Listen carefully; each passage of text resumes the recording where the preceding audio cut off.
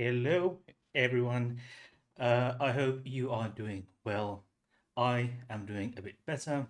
I had some challenges as of late, but it's all good. Well, on the way, becoming, getting better. All right. I need some more lights, I think, for the camera. Oh, well, there we are. Oh. So I'm so sorry to start off with this because I've just switched to a new GPU, and therefore all the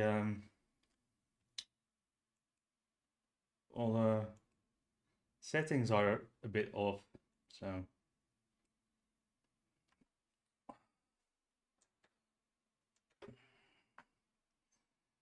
so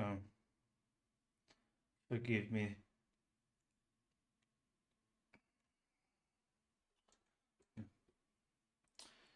Need there.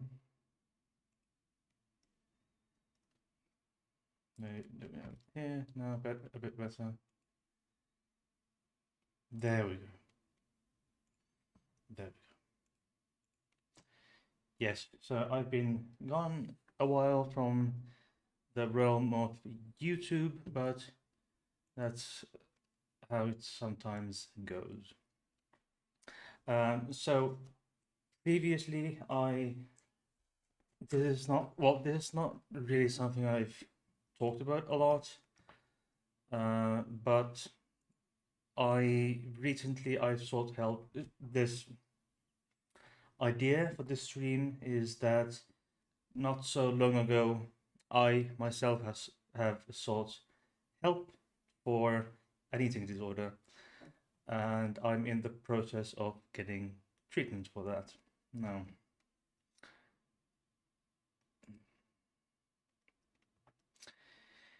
And it hasn't been an easy process. Stereotypically, may or may not look like someone who has an eating disorder. Typically, um, you might think people with an eating disorder are skinny, uh, overly skinny, and really thin, but not all eating disorders make you fat, or not all people with an eating disorder are fat. Um, this is something that has bothered me for a very long time, for since childhood. But it's only now that I've actually sought medical attention for it. But that's I'm almost 40, and I need to put my health in the first place at this point in my life. So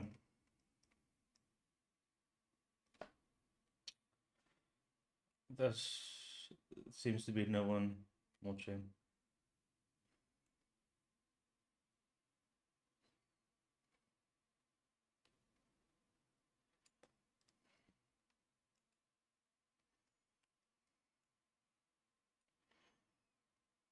Okay. So, according to the American Psychiatric Association, eating disorders are behavioral conditions characterized by severe and persistent disturbance in eating behavior and associated distressing thoughts and emotions. They can be very serious conditions affecting physical, psychological, and social function. That is very true. Now, types of eating disorders include anorexia nervosa, bulimia nervosa, binge eating disorder, avoidant restrictive food intake disorder, and other specified feeding and eating disorders, pica, and rumination disorder. And pica is something that is a condition where where a person eats things that are not supposed to be eaten, um, like um, dirt, like detergents, laundry detergents, like dishwashing dishwashing detergents,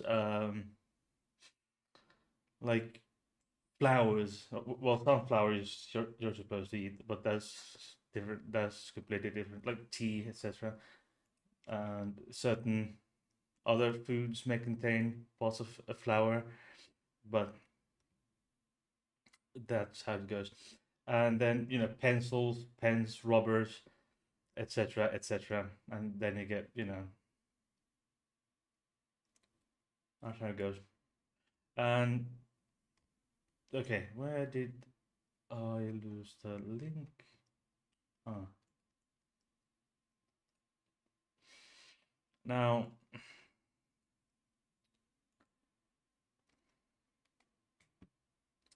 there's ICD and DSM diagnoses.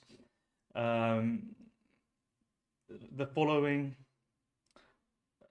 are specified as um, mental disorders in a standard medical manuals, including ICD-10 and DSM-5. DSM-5 is short for Diagnostic and Statistical Manual of Mental Disorders, 5th edition, used only in the United States of America for the most part. And ICD-10 is International Classification of Diseases, version 10, a medical classification list by World Health Organization, and we all know that why the United States of America is no longer a member of that uh, um, organization as of late. But that's none of my concern. So basically, anorexia nervosa is a condition characterized by restriction of energy and energy intake, food, drink, and to requirement, and then in relation to what the person's body would typically require to be stable and be healthy. And there are a lot of different of these, and I couldn't and there's some comorbidity as well. There's an estimation of 20 to 60% of people to have OCD. People with an eating disorder are more like 20 to 60% of those have OCD or history of OCD.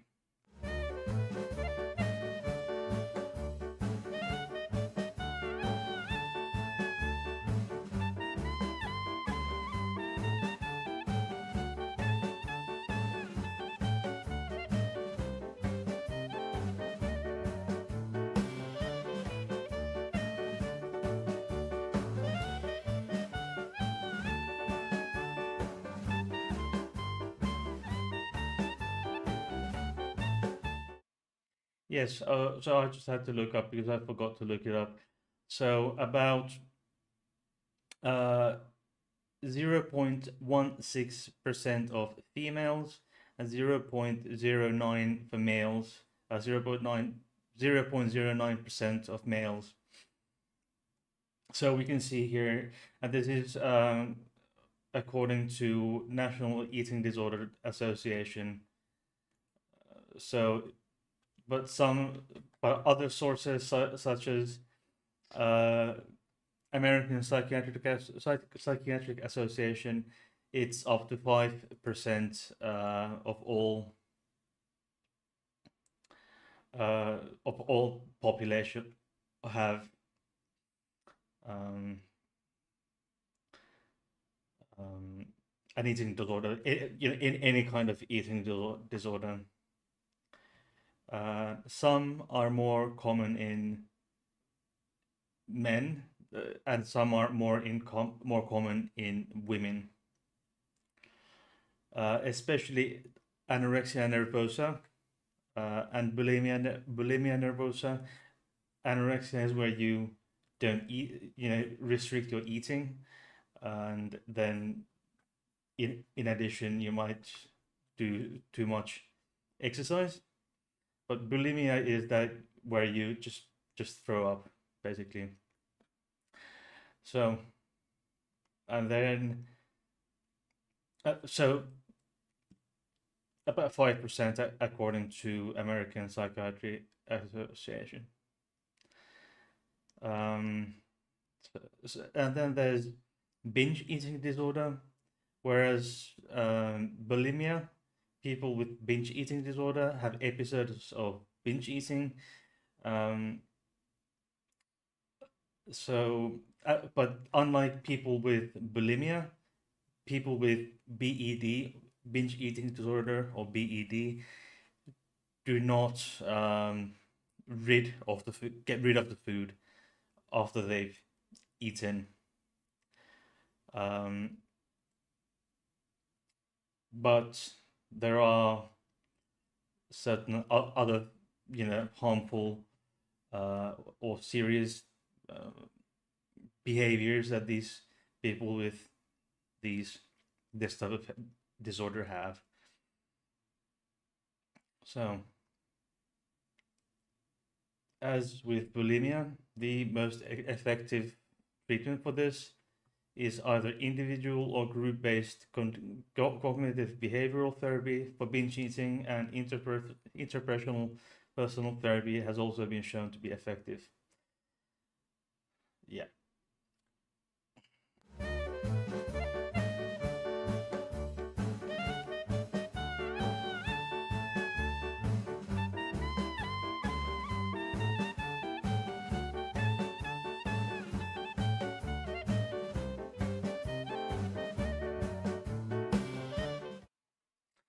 And then there's specified feeding and eating disorder. This includes eating disorders or disturbances of eating behavior that cause distress and impair family, social, or work functions, but do not fit into other categories like bulimia, like anorexia, bulimia, BED, and other, like, for example, avoidant RFID, or avoidant restrictive food intake disorder. Um, and this category is a bit more complex. Um, so RFID is a newer, more recently defined eating disorder that involves disturbance in eating, resulting in persistent failure to meet nutritional needs, and extremely picky eating. And then there's pica that I mentioned, which I mentioned earlier. Pica is where where the person repeatedly eats uh, things that are not food, or with no nutritional value. It persists over at least a month and is severe enough to warrant clinical attention. Typical substances that are ingested by person with pica vary with age and availability, and might include paper, paint chips. Uh, Luckily, lead paint is forbidden in most Western countries. Uh, Soap, cloth, hair, string, chalk, metal, pebbles, charcoal, or coal, or clay. However, they do not typically have an aversion to food in general. They just eat. They feel the compulsive need to eat, pens, charcoal, pebbles, cloth, soap, etc. So, and one, then the last that is the, mentioned, specifically mentioned in psychiatry.org is rumination disorder, in which involves the repeated, you know,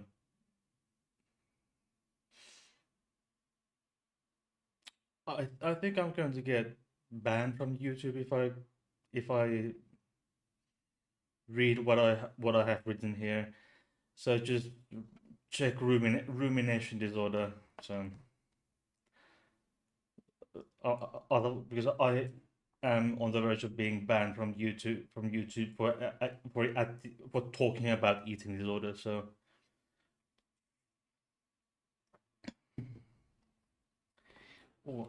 just a moment.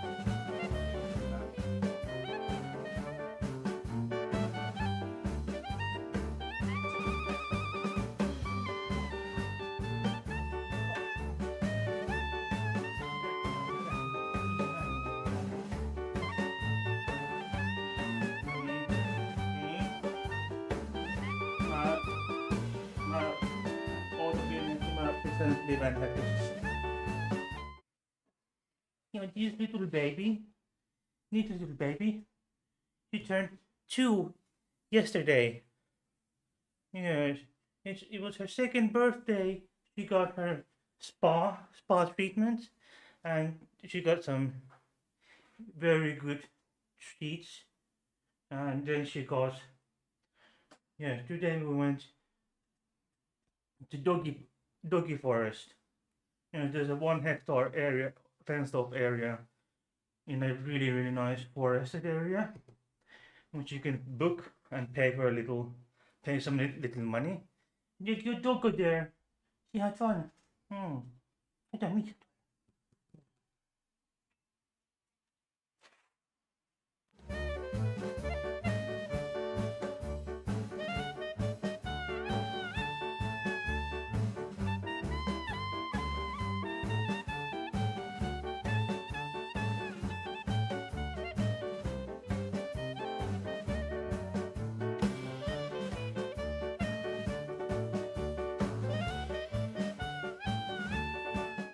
So that was it.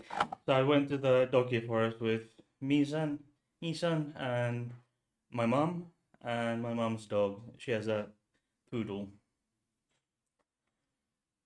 I think the dog is 3 years old, 3.5, 3.5 maybe. Oh, hello, Ruby. How are things? How are things with you? I'm not sure if you saw Misan. She just turned 2 yesterday. She weighs about 8 kilos. About 8 kilos. I have no idea how much that is in pounds.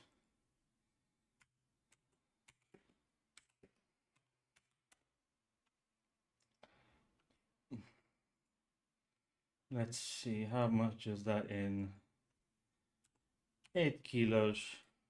Convert 17.637 kilos.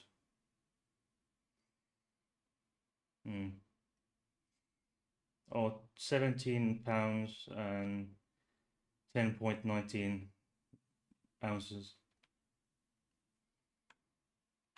Yeah, there we go. I still don't understand how you use why people use the imperial system.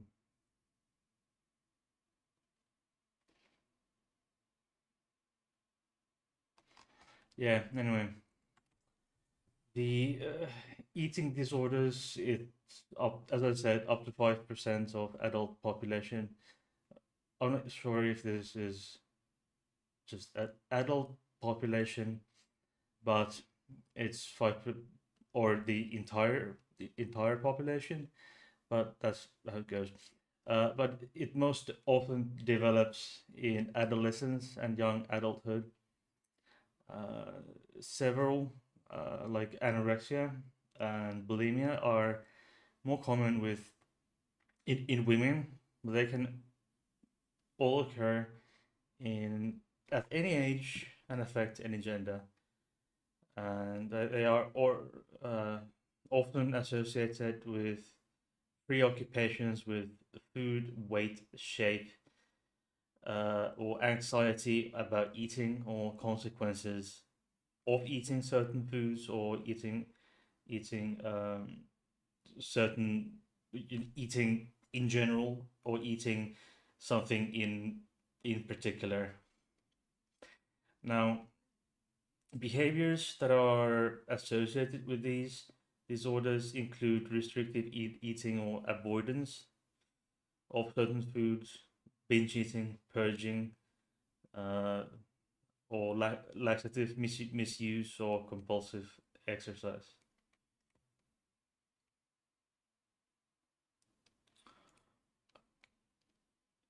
Where was I?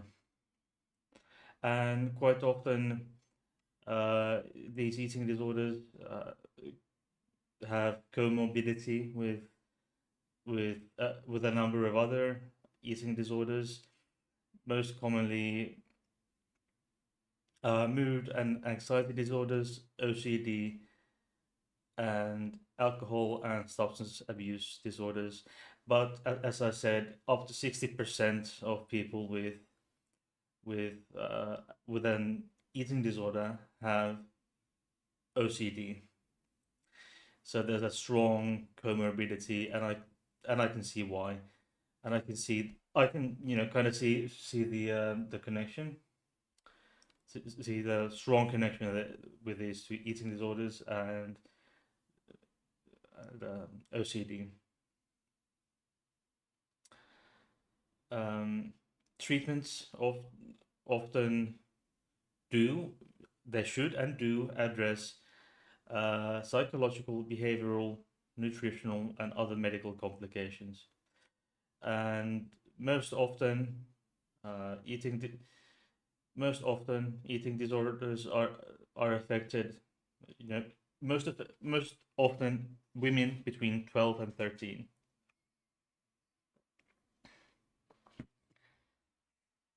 And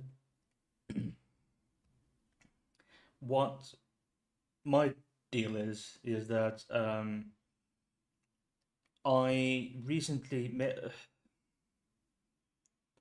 a month or so ago. I was referred to the Helsinki University Hospital eating disorder clinic with and the preliminary diagnosis for me is BED. Uh, it's preliminary, but that's what it that's what the head the chief doctor there at the university hospital has deduced based on the referral texts, and um, I've um, had um, symptoms of an eating disorder since childhood, and I'm 37 now. Um, I'm almost well. I'm 38 in early June, so it's been a few decades, and now that I've actually spoken out about, said it out loud, said it out loud to a doctor. doctor, and now I said it out loud, and I'm getting treatment. I'm actually getting treatment for it that has kind of encouraged me to that has encouraged me to speak out about it like this in form of a video to my viewers, because this whole journey with my channel, it's been so in some ways a therapy journey. So it's been, why not talk about this? I mean, it's been something that I've struggled with for a very long time, for decades now. And now that I've actually built up the courage to talk about this, then why not? Why not talk about it? Because I've talked about so many other things to you, my dear viewers. Um, so that's how it goes. But I think I would like to get some more.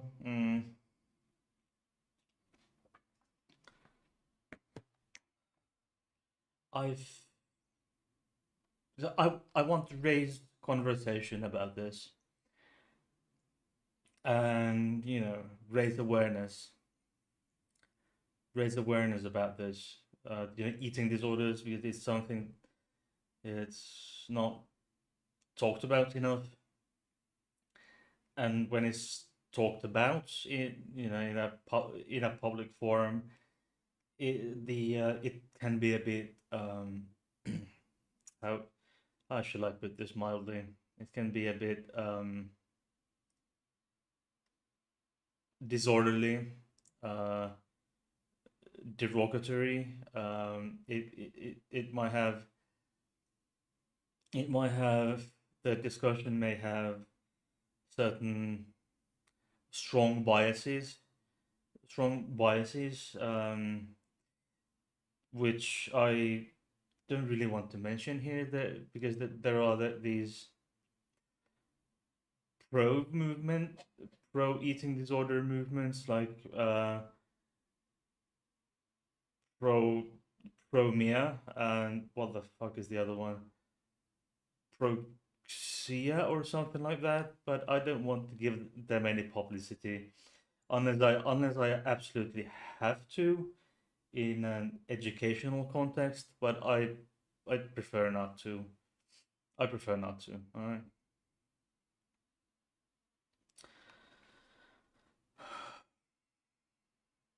Anyway, this is a bit of a murky subject. This is this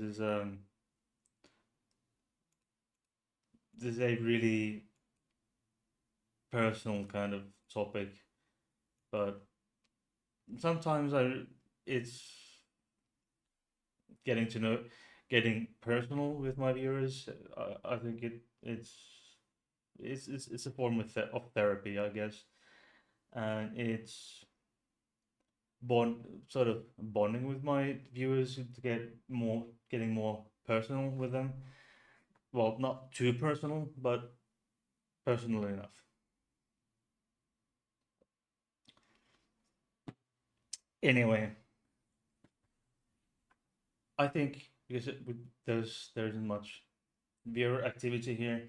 This was more. This was a bit. I'll let this be an information piece, a piece, piece of informatory video. All right. Okay. I'll see you in the next. Bye bye.